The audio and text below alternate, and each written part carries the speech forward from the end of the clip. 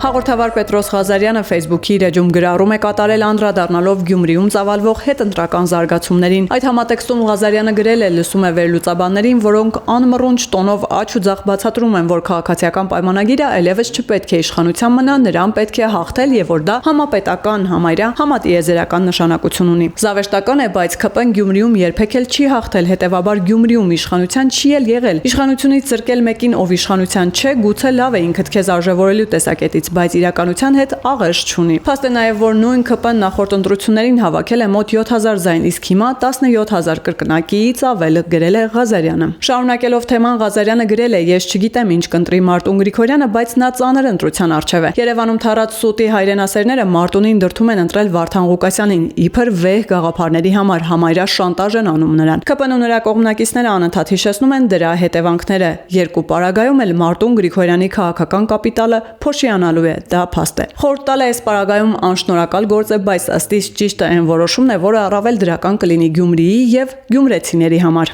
Երևանից եկած դեսանտները վաղը հետ կգնան Երևան, մոռանալով Գյումրիի տնակներն էլ, սոցիալական խնդիրներն էլ։ Գյումրեցիները արժանի են, որ որոշումները կայացվեն հանուն իրենց լավ ապագայի, այլ ոչ թե փրկիչների հեռահար մուրազների։